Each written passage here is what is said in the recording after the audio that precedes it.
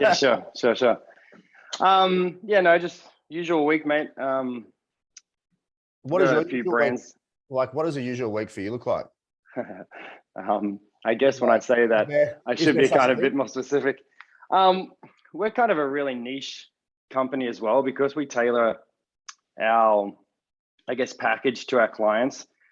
I'm kind of a bit of a jack of all trades when it comes to what I do. Like right now, I'm working on some design for one of our brand's packagings that we're launching later in the year. So, and then next week it'll probably be speaking to a retailer or something like that. So, the three main people that work here is me, my wife, and my brother, who I started the company with. Yep. And so, Can I ask you a question? yeah, sure. How does that go? Actually, sometimes it goes really, really well. Most Yep. times it goes really, really well. Sometimes, obviously, it's tricky, especially if you want to go away on a family holiday with your Yeah. brother and your wife and everyone, then leaves no one to steer the ship. Yep. But I enjoy it. I mean, it's always been a family business for us. So, Dad, he started the company that I worked for prior to starting this with my brother, and I guess you get used to it. So, Yeah, I I guess mean, yeah. It was always one of those things where I always had friends growing up that where their parents owned family businesses. My parents were, my mum was a nurse and my dad was a bunch of different things, but never had his own business. And yeah, it's vastly different when you're around families that that own restaurants or something like that. They're around each yeah. other all day long, and it's like, and they fight, but they're fine. Well, that's the thing. I mean, my family as well, we've learned to fight well. Get it Yeah, off your chest quickly and get back to work, I guess. But yeah. I mean, it's come a long way. I mean, when I started with Dad, I was no one. I was just pushing boxes in the warehouse. And then as jobs became available, I guess that's the part of the family business that is really beneficial is they give you more opportunities. Yeah. They expect a lot more, but they give you more opportunities. A lot of people actually talk to me and say, oh, you're so lucky you're working for your dad. I was like, really? It's just like it just gives him more opportunities to get mad at me, but It's got its it's got positives. its perks. It's got its perks and it's got its drawbacks. It's like anything, but I think I think sometimes when people are a bit younger, I think they find they clash heads a little bit because they want to go really fast, and they Yeah. want to, and obviously it's a little bit, I won't say a waiting game, but it takes a while for people to relinquish the reins a little bit in a family business. I mean, Dad's still around. He's retired. He Hence, paid. Yeah. He paid his dues, but I mean, in all honesty, he deserves to be here still. I mean, we still learn a lot from him, even though the game's changed quite a lot.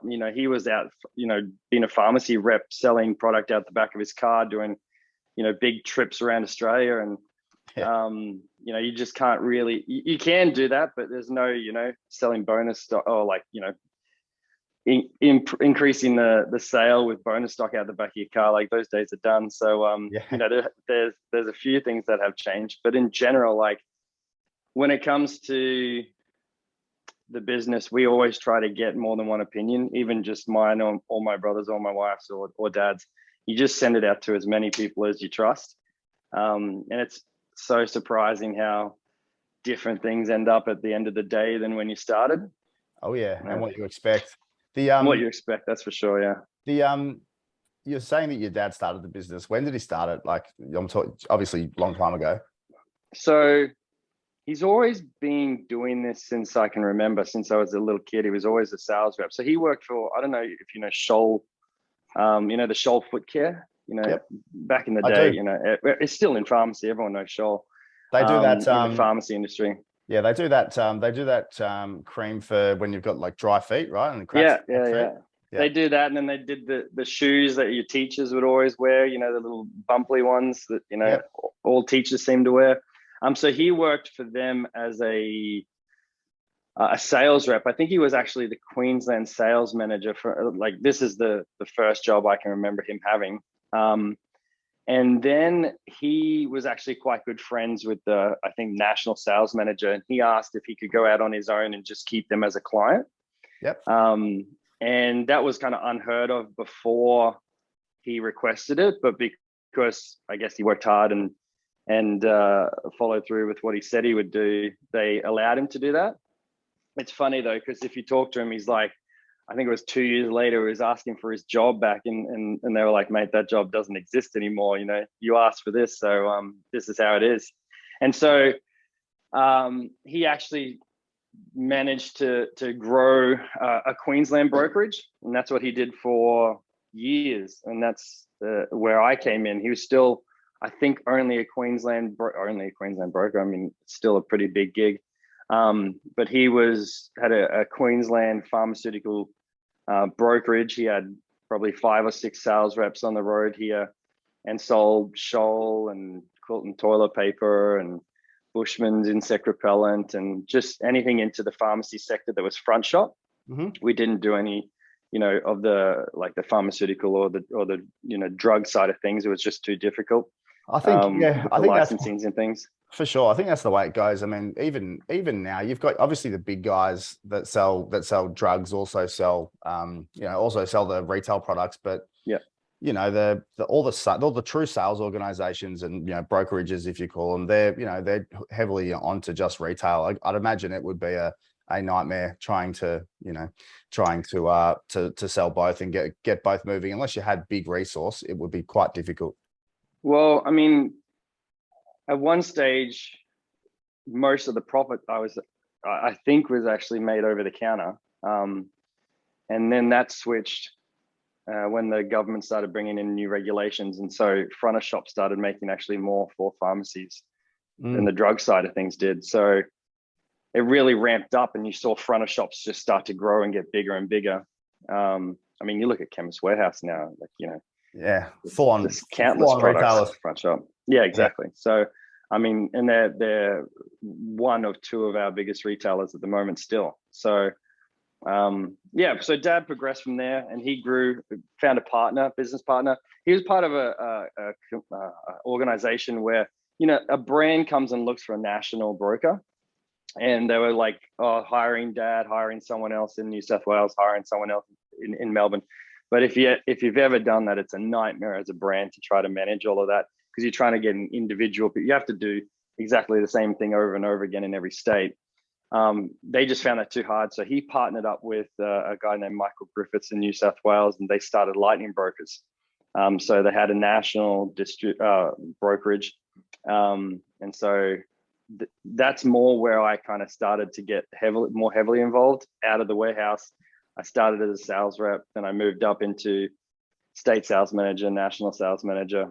And then it's funny because I didn't really ask for any of these jobs. It was like in one particular job, you'd learn a skill and they're like, oh, Josh, you can go do this now for this client. And because I was a bit younger and I'd done uni, I knew a lot more about, Excel than anyone else in the business. And it's such a great tool. I love using Excel. And so we had a client come on from Chile who was heavily, data focused, really heavy on the data side, sales reviews and things like that. So they were like, Josh, do you want to be the country manager for this client we're taking on? Because they want us to have a individual dedicated to the brand. And I probably learned more doing that than nearly anything in my whole career, because they flew me over to Chile and I met with their data guy and he showed me all the things I didn't already know. And were they a pharma company, or were they a retail, like a front of shop retail goods company? No, so they were a manufacturer. So they manufactured a product called Prunelax, which was a laxative product. So that's still available in Australia now. Yep. But they were heavy in multiple different countries, and Australia was next on the list. And they came over, met with us as a broker, decided to go with us because we were willing to dedicate someone like myself to being the full-time representative. And we represented them for years, even when I came over and started Barton Brands. Because what happened is Lightning Brokers got so big that one of the brands we were representing, you know Sukin Skincare? Yep. Yeah. So we represented Sukin. Sukin did so well national, like here in Australia and internationally. The manufacturer, I guess, did so well with the brand. They wanted to buy the brand, and then they decided, hey, they want to buy the sales team as well. So they actually purchased Lightning Brokers. And then I went and worked with them for a little while, but that was tough. Different. different. I was actually looking forward to it, looking forward to the opportunity, to the challenge. But it's like, you know, you build a plane, you hand it to someone else, and you kind of watch them crash it to the ground. And it's not really anything that they did wrong. I'm not dissing on the team at Sukin at all. It's just we had a really tight knit ship, and we had our processes, and they had different processes. You take on, you know, 30, 35 sales reps who just found out the company sold into a new big, you know, publicly listed company, and everyone seems to just lose their minds.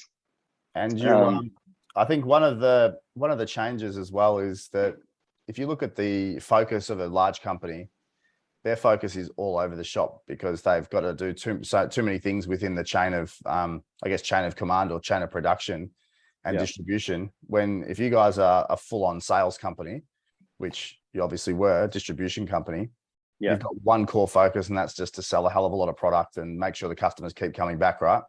Yeah. Well, that's true. And they also hired some people in some managerial roles that wanted to change everything up. You know, like we were very close as a company. We took care of our sales reps. You know, if they had an early start Monday up in Cairns, we'd fly them up Sunday evening so they could, you know, get set up and be ready to go Monday morning. And with a big company like that, usually it's about the bottom line. And so it was like, no, send them up early Monday morning, and you just lose the whole day. And it was difficult to kind of communicate why we should maintain the practices that we had going. And to be honest, it was a bit heartbreaking because some of the reps that we still had on board were the ones that taught me how to be a sales rep when I was in my teens. Yeah, wow. So it shows a lot though for the company to, you know, carry those sales reps all the way, for, you know, Lightning to carry those sales reps all the way through. It just shows what kind of place it was to work. It was the best. I mean, even still, when I talk to a lot of the sales reps that used to work for us, you know, we just reminisce about the good old days. You know, it's funny. I'm not that old yet, but I'm still got the good old days. I'm thoroughly enjoying where I am at now, but I wouldn't. I guess I wouldn't give up any of those days as well, because I mean that's really where the learning curve was for me. Yeah, for sure. And what made you go out and actually start Barton Brands? You obviously needed to make a cut from where you were, and you went and worked under Sukin for a little bit, didn't work out. So did you go, did you cut that and then go directly across, or did you have a break, or? Because I cared so much for the team that I was representing, I just couldn't. It sounds weird, you know, you think you would stick around. I stuck around for as long as I could. But it got to a point, it was just too heavy on my shoulders to see the changes that were coming through. And again, I just spoke to my dad. I just said, mate, what do you think I should do? And when he sold the business, we didn't sell or they didn't actually want to purchase. I guess there was no kind of value on it, but the relationships we had with some of our clients, our international ones, and we still maintain that. And as a side business to the brokerage, my dad still had a warehousing business. And so I bought that off him, the warehousing side. And with that, we inherited the contracts with some international clients. And I was actually doing that kind of on the side when I was working for Sukin and BWX, but I just said to Dad, "You think I can make a go of it with just this if I put all my attention into it?" And so we did. We kind of just put our cards on the table and went for it. And here we are, about 7 years later. So 7 years. Okay. Yeah. Yeah. 7 years these days is a long time to be in one business, even if it is your own. Yeah, I had especially through COVID. absolutely. Yeah. I had 7 in my previous business Yep. and that was an awful long time by the end of it. Yeah. And Yeah. I was glad to be done with that at the time. But yeah, I mean, the current business is what are we? We're in our third year now. Mhm. And COVID was kind of good for us, but obviously crappy for, almost everyone else. Um, your so can you run me through exactly what Barton Brands does? Because I thought that with your background, you guys might have been, true distributors and going in and selling and stuff, but it looks like you've Yep. got much more of a logistics, warehousing, kind of flavor to what you guys do. And looking on your website, it's pretty clear that that's that's a fair bit of the crux of the business. But then you've got brands that you represent as well. Can you Yep. give me a bit of an indication of? Yeah, sure. I mean, like I said, we kind of tailor our needs to our clients. And because we have international clients, you kind of have to be a bit of a jack of all trades. And we look for clients that are wanting that full package, warehousing, brand development, digital marketing. So we really do need to have our kind of fingers in all the different pies. So we have the warehousing side of things. And that's really as well for the brands that we're looking to bring out in the future under our own banner.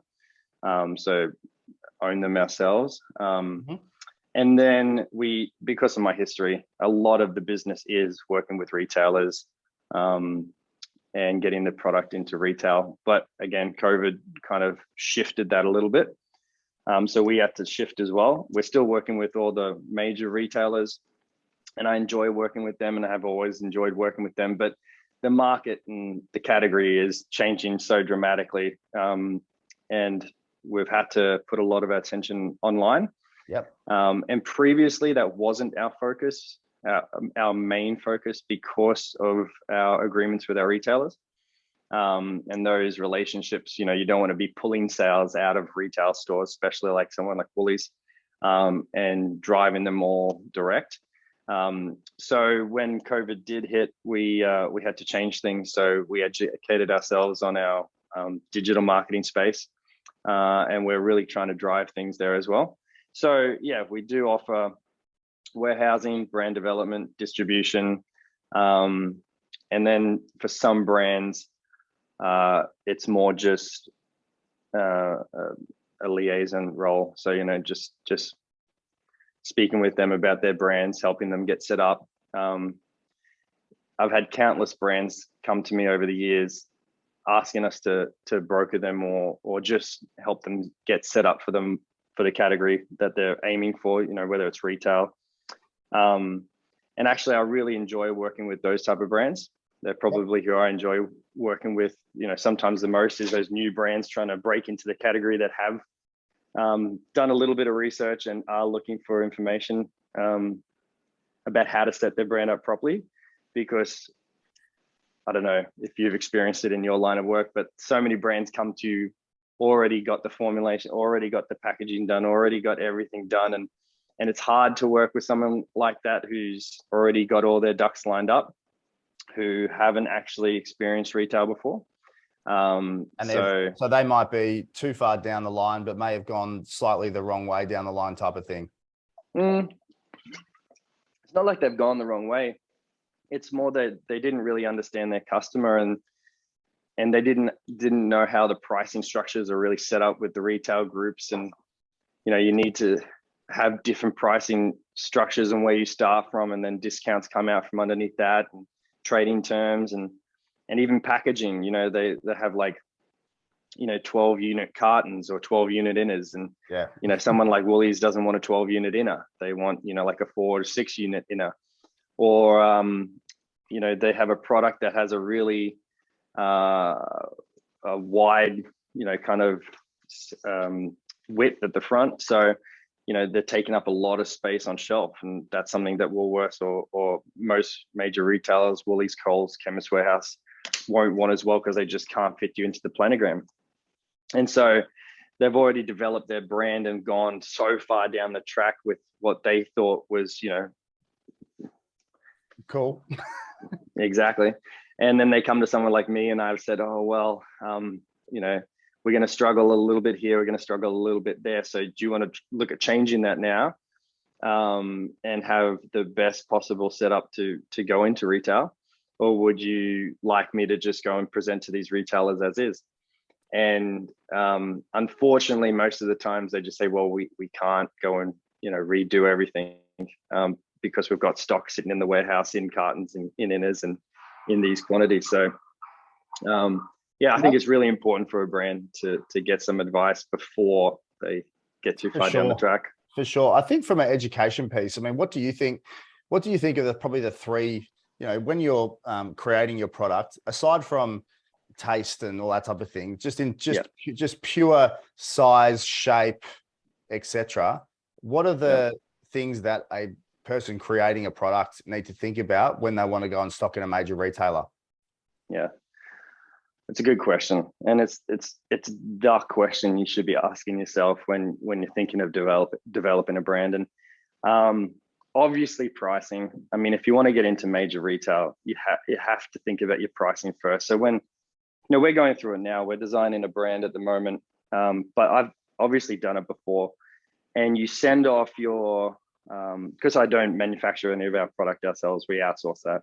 And so you're speaking with your manufacturer, and you probably get your samples back to start with, and it's the best product in the world to start with, because you put all your, we want this, we want this, we want this, we want it to smell like this, we want all these great ingredients, we want it to be vegan and natural, and we want eco-friendly packaging and all of it. And so you get your samples in and you say, how much is that going to cost? And, it'll be up here, and unfortunately, not always you see the best product on shelves.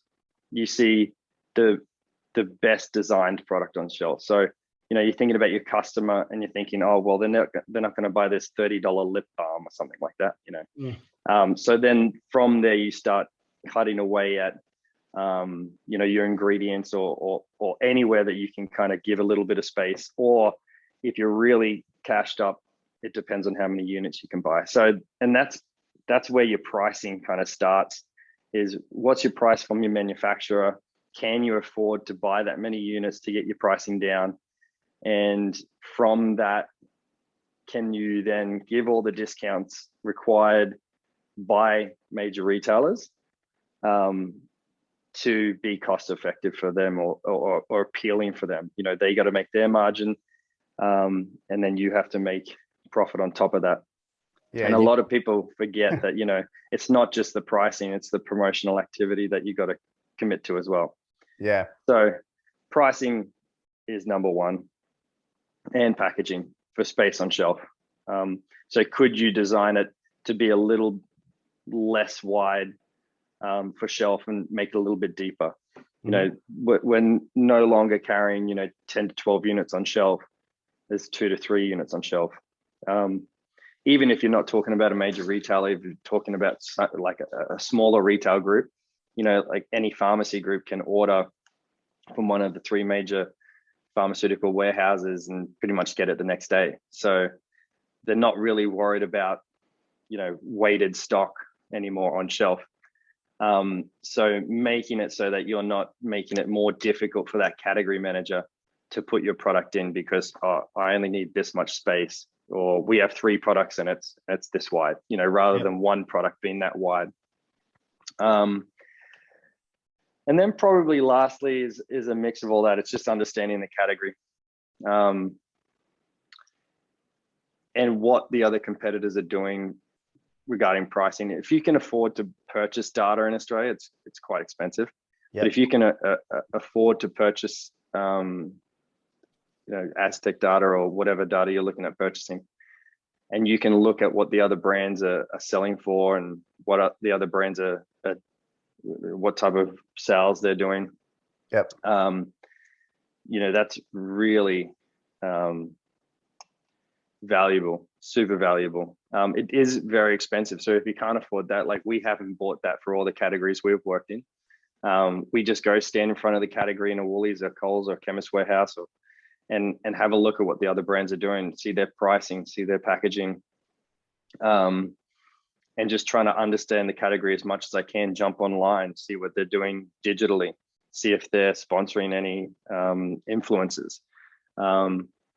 See what they're, even if you can look in the back end and see if they're doing any types of promotions, and really just understanding who you're going up against, and who owns the brands that are on that in that category as well. And if they're all owned by the same group, or owned by the same group, or owned by a really major group that you would struggle to compete with financially. Yeah. I find that so the last 3 or 4 weeks in the podcast, we've been doing chats with FMCG, consumer brands, etc. And it's clear that a lot of the early stage traffic that goes into a Coles or a Woolies or IJ or wherever has to be driven by the brand itself. And you're going to get X amount of sales just from being on the shelves, granted. But you do need to be able to focus on driving traffic to 1 or 2 or 3 stores early on, or at least trying to push it in that direction, be that influencers or what have you. Am I right in saying that? 100%. And that's one of the, I guess, misunderstandings a lot of brands have is, I made it into Woolies, I'm done. I've made it, I'm on the shelf. But at the end of the day, and still, like, we've had one of our brands in Woolworths probably 6 or 7 years now. And still it's up to us to drive traffic into Woolworths, or really just get the brand awareness up. It doesn't really have to be focused at Woolies particularly, or Coles, or any of those accounts. But you have to be responsible for the awareness of the brand. And a lot of people think that once they've made it on shelf, then they've made it. And a lot of brands even think that when they get a good broker, that the responsibilities are for them as well. Oh, we've got a great broker on board, and they've got a really good name, and they're going to take care of everything for me. You still have to make sure that those sales reps are educated on your brand and know how to sell your brand, because they've probably got 50 or 60 other brands to sell as well.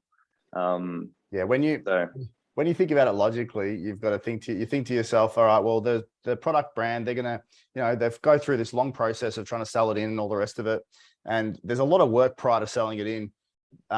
So they probably think, the job's done. But then when you think about it logically, you've got a store with what is that, 7 or 8 shelves, and then those 7 or 8 shelves, you've got within the category, and you've got maybe a span of a few meters either side, to the left and to the right, in some of the bigger, in some of the bigger stores.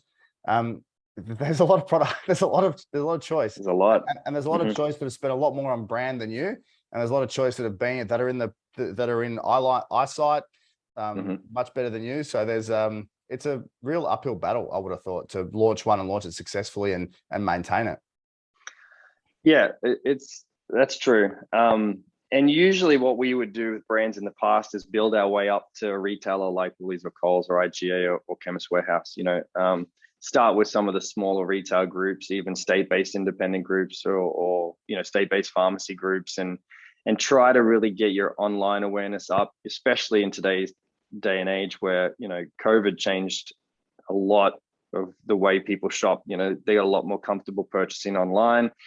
So if you can build your online sales to a particular level before you go speak to any of those retailers, you're just going to have a better opportunity to get ranged. If I go in and say, they say, how many units you're selling a week? 2 to 3 units a week, but it's the best product in the world. They're just still going to say, well, it may be the best product in the world, but we're not going to range it at 2 to 3 units a week. You need to show proof of sales history, or why is your brand going to be better than someone else's? Oh, because we're partnering with this major organization, or we're partnering with this major influencer who's going to be pushing our brand, and we've done our pricing, so you're going to make X margin. And we're going to participate in your catalogs and in your ads, and whatever it may be that differentiates you from the brand next to you. Like you were saying, what makes your brand special compared to this brand here or this brand here? Is yours made in China? Well, mine is made in a in a regulated factory in Australia or something like that. So a lot of those things matter, and you just need to find out what it is that makes your brand special, and be able to sell that online or in other areas, and then build your way up to major retailers. I mean, if you're putting all your eggs into a few baskets and going big from the start, and really getting major influencers on board and plan to grow that awareness quickly, there's nothing that stops you from presenting to one of those major retailers right from the get-go. You just really need to have those differentiating factors ready to present, really understand what you think that's going to do for your brand. You mentioned before about the place where you manufacture, and that being a semi-important piece of the puzzle. Another question is around eco. You were saying about eco packaging as well. Now, can I ask truly how important is it to have eco packaging, and who's that really aimed at? What's the target market that are going to look at eco packaging as opposed to regular standard packaging, and kind of pick and choose using that as a basis? Yeah, it's another good question. I think it depends on what the product is at its core. So we represent a laundry product called True Earth, and they're the #1 eco-friendly way of doing your laundry in the world. So it's very important, obviously, for them, because the main goal of the founders was to reduce waste and to reduce plastic. So they were sitting around at home watching all the kids play with all these plastic toys, and they were in the manufacturing kind of space, and they said, man, seriously, we can do something about this. Why are we just keep manufacturing products that just have plastics or whatever it may be? So for them and for their customers, and they're obviously now our customers, it's very important. Down to the how we're shipping it is important to them. Is the product manufactured then here in Australia, or are you shipping it from overseas? Are you packaging it in one of your logistic couriers plastic kind of sleeves, or are you buying hero packs which are recycled? So very important for that type of brand, and their customers, if you understand it, they're more than happy to pay a few cents more, 50 cents more, whatever it may be, excuse me, to have that eco-friendly packaging. Another brand of ours is a reusable product. We tend to be in that space. We tend to like I don't know if it's we like it, but we kind of just drawn towards more of that eco-friendly products, and it kind of I don't know, just became easier for us to have one brand and then to bring on another eco-friendly brand because we understood it. Does it also, it probably also matters who the buyer is at the other end, right? Because if if you're bringing out a range of a bunch of eco-friendly products, chances are potentially they could be a similar buyer that you're dealing with at the other end. It might be you may have done some of the groundwork to be able to get products into stores, right? Yeah, you'd like to think so. Unfortunately, it doesn't usually happen that way because the categories. Well, in saying that, I've just been told by a few of the retailers I'm working with that they're creating eco spaces. So some of those brands might be grouped kind together, of shifted and grouped together into that space, which would be great because then I'll be speaking with the same, category managers. Where now, at least I know how valuable it is to a retailer on that particular brand. And I know what the questions they're going to ask as well, like, does your eco-friendly packaging increase the pricing of the product significantly? So you start to understand everyone would actually like it to be eco-friendly. Everyone would, who wouldn't want it to be an eco-friendly product? It's just whether it's financially, doable. And if your customers are demanding it. There's really, apart from obviously the benefits to the planet. If your customers aren't those eco-friendly customers, maybe eco-friendly packaging isn't something that you would be doing because it's just too costly. So, I mean, it's a tough one to navigate because we all want to be eco-friendly. But at the end of the day, it does add some serious costs. Yeah. And there's obviously no hard and fast rule. A lot of it, no doubt, comes down to what you've got inside the packaging. Will probably define what's outside what the packaging is almost. Well, I mean, as well, you know, if you launch with a product that doesn't have eco-friendly packaging and the brand does really well, I mean, what's stopping you from investigating what it would cost to move into that eco-friendly space? So, you know, it's just something I think that should be on the minds of, I mean, anyone that can bring their products out in eco-friendly packaging or an eco-friendly way, because I think the world is just getting more and more aware of, you know, waste and what that's doing, what that's doing to, you know, the world. So and plastics and plastics. We exactly. I've been doing a bit of research recently, and obviously watch a number of podcasts about plastics and the effect that they have on male testosterone levels. So that's quite an interesting one. So as you can see, I've got my glass here and my glass bottle where the water is. That's good, mate. That's good. My wife is all over it as well. So she actually keeps telling me, I think she heard probably the same podcast as you, and she's like, did you know? And I'm a pretty big spearfisher, you know, spear fisherman. I don't know what you call it. So, you know, you want to keep all those plastics out of the water and, you know, keep nature thriving as well. So I was going to say, being a spear fisherman, I can't believe you. I'm pretty sure you're not overly short on testosterone. To be honest, it doesn't take a lot. I mean, you just have to enjoy swimming. So, you know, but yeah. Very good. I did have a couple of other questions that I was really interested in finding out. The brands. So the brands that you actually distribute and work with, and you're saying that you create brands yourself, or you're in the midst of doing that.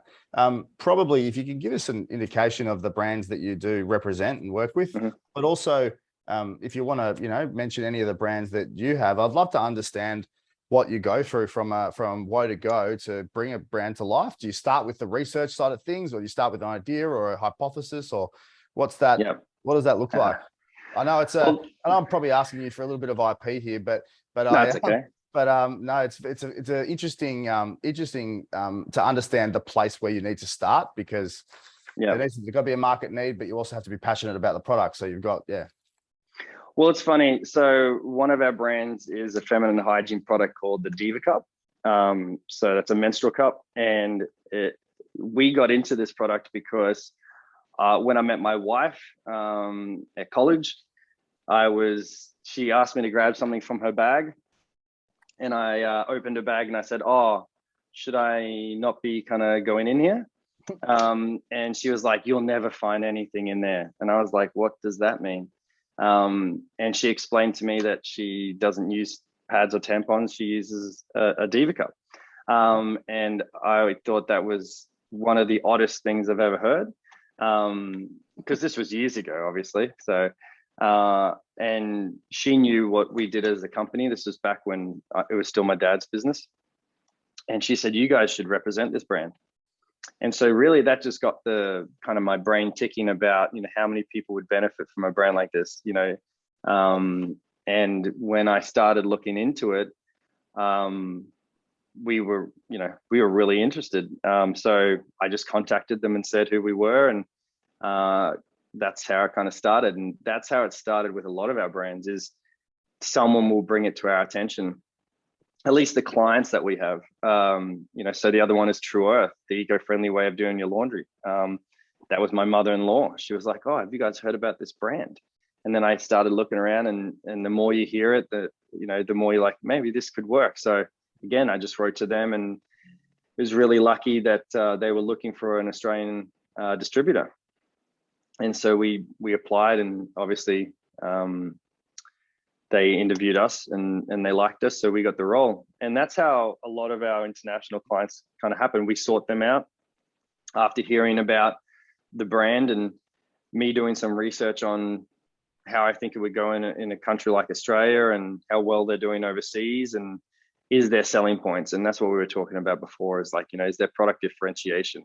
Do I think I could sell this into a major retailer? Do I think I could sell this online? Because one, they've already got a good customer base, or two, there's really something about this brand that I think is going to take off. And so for those two brands and some of the other brands were represented, that's how it started. For the ones we're manufacturing, it's very similar as well. We're doing an after sun product, and like, I like to be in the sun. I get burnt all the time by accident, and we had a brand that we represented for years, which I used to use on my sunburn, and you'd tan by the next day. And usually I'm a lizard, so I'd go out in the sun. You probably wouldn't be the same, mate. My business partner Greg, I have to give him a plug here. We actually call him the lizard, because every time there's a moment of sun, and we're in Melbourne here, so we don't get a huge amount of it, but every time there's a moment of sun, he's got his shirt out and he's out there like on his laptop working away. So I'll send him some product, mate, once it's done. Done. Sounds good. But really, it came out of a need for myself to have a product that really worked. And so we contacted them probably 6 months ago, because I didn't see them on shelf anymore. We'd kind of parted ways since my dad's business, and I thought maybe we can represent them again. And he's like, "Oh, I want to sell it." And so we bought that off them and spoke to the manufacturer, tweaked a few things. And then from there, excuse me, it's, branding and pricing. And so that's where we've just finished the branding today and sent the new design work off for the packaging to the manufacturer. So, excuse me a sec. I don't think I've talked this much in a while. I know. But I have that effect on people. Oh, mate, and all the COVID nonsense just sticks around forever. And then lastly, and this is probably the one I'm most excited about. We're bringing out a brand called, we're not even set on the name yet, but it's a tattoo aftercare range. Mm-hmm. And this one's a bit different because of the opportunity I see here isn't just to do with, a lot of Australians get tattoos. Can I butt in quickly? Sure. What do I do today if I get a tattoo for aftercare? Okay. Well, there's plenty of products out there. There's a few, not a whole lot in pharmacy, but usually if you go into a tattoo studio, hopefully, and if they're a little bit savvy, they'll be selling their own tattoo care range or someone else's that's available. I don't want to name drop any of our future competitors, but of course not. That's the thing is it for this one, it's not like I saw this massive gap in the market. I did see it in retail because there's only one kind of major brand doing anything, but more so because of the people I know who I'm getting involved with the process. So like the influencer side of things. Yep. So this one I saw a really clear channel. That's massive. It's massive in tattoo world, isn't it? That like influencer, I mean, because everything's so visual. Yeah. It makes perfect sense, and they're wild about tattoos. They're very like people with a lot are very passionate about it, aren't they? Yeah. So I just went to the Tattoo Expo 2 weeks ago, and because of the people we're getting involved with, that's what made it so appealing to me. Excuse me. And the quality of the product's going to be great at the right price, and because like we were talking about before, what the three main things, pricing, packaging, and understanding the category. Not a lot of brands in that space are thinking about those things on a retail level. Usually it's a tattoo studio wants to sell aftercare, so they're either private labeling a different product or doing something along those lines. They're not thinking, our bread and butter is going to be tattoo aftercare. So I'm really excited about that one, actually, because one, I like tattoos, and two, I just really excited to work with the people in this space, because they're quite big, and there's avenues into studios, into expos, and I just see that flowing over into retail and then hopefully internationally. So, and you'd imagine that online would be a massive channel for that as well, right? definitely. I mean, like we were kind of saying before, it's that balance of what are you going to aim for? Are you going to aim for being exclusively online and make all that margin?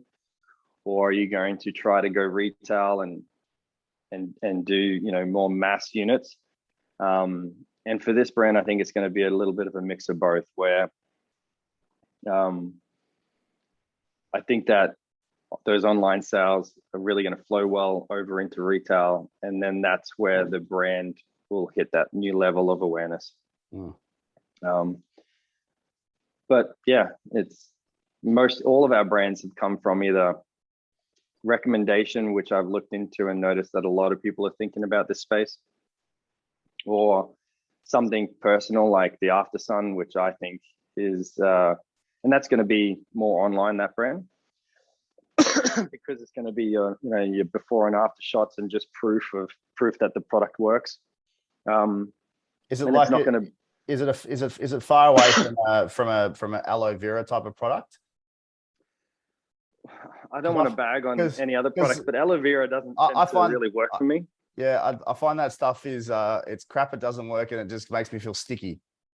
Yeah, listen, I mean, I didn't say that, but I did. That's all right. Yeah, that's all right. If you say that, we're just looking at educating our customers on what really works in this space, and what ingredients really work, and yeah. Listen, it's not going to be, I don't think, our biggest brand, but it's going to be another brand in the portfolio, which I think is going to do well and not take a whole lot of time to set up and get pumping. So, and truly, I was going to say, it truly does need to be an international play as well, because if you only get 6 months worth of sales, it'd be pretty difficult. Exactly, exactly. But I don't actually mind that too much, to be honest. I mean, when you're thinking about us as a distributor in a warehouse, cash flow is something that you really have to be quite concerned about, and being able to purchase product for each of your brands depending on the cycle. So I don't mind that we have a seasonal brand that I don't have to hold a lot of stock through winter on. So yeah, and it might allows you to recoup the funds for everything from the retailers you work with and all that type of thing, which we know is probably the hardest, or one of the hardest parts in business is managing financials and cash flow. So yeah, exactly. Yeah, and cool. So do you want to tell me a little bit about PencilPay? I can probably, I mean, I could do it after the recording if you like.